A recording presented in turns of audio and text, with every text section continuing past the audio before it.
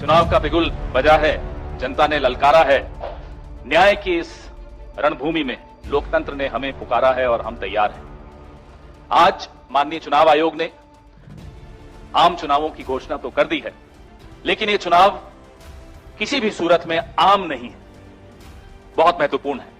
ये चुनाव फैसला करेंगे कि यह देश और भारत का लोकतंत्र मजदूर, किसान और मध्यम वर्ग के कंधों पर चलेगा या चुने हुए कुछ पूंजीपतियों के कंधों पर चलेगा। यह दिशा ये चुनाव तय करेगा। इसलिए मैं इसको आम चुनाव कहना पसंद नहीं करूंगा। ये बहुत विशेष और बहुत महत्वपूर्ण चुनाव है।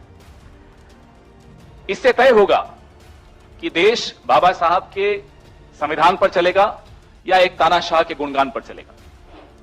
इसलिए ये आम चुनाव नहीं है, ये खास चुनाव है। इस चुनाव में न केवल वोट पड़ेंगे, बल्कि अहंकार और तानाशाही के ऊपर एक भारी चोट देने को यह देश तैयार है।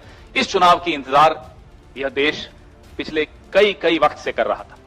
10 साल में और खास तौर पे पिछले 5 साल में संविधान और लोकतंत्र की ऐसी कोई मर्यादा नहीं बची जिसको भारतीय जनता पार्टी ने तार-तार नहीं किया। चाहे ईडी और सीबीआई और इनकम टैक्स के माध्यम से विपक्ष की आवाज को कुचलना हो, चाहे बेरोजगार नौजवानों के ऊपर लाठियां बरसानी हो, पेपर लीक होने हो, पेपर लीक के बाद उनके साथ जो अन्याय हुआ वो हो रहा, वो पिछले 10 साल में पूरे देश ने देखा। एमएसपी की जायज मांग करते हुए 750 किसान शहीद हुए, वो पूरे देश ने देखा।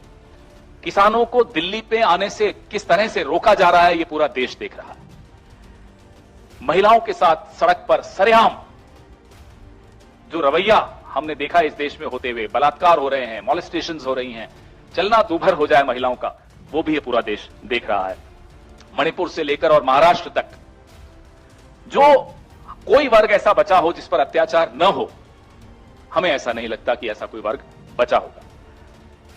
मणिपुर की जब चर्चा हो ही रही है तो अकारण अनाप शनाप बोलने की आदत रखने वाला व्यक्ति जो 2-2 घंटे टेलीप्रॉम्प्टर्स, 6-6 टेलीप्रॉम्प्टर्स लगा के भाषण देने की जिसकी आदत हो, मणिपुर के वक्त वो टेलीप्रॉम्प्टर ऑफ हो जाता है, मुंह बंद हो जाता है, मुंह में दही जम जाता है। एक शब्द मणिपुर पर प्रधानमंत्री के मुंह से नहीं निकलता।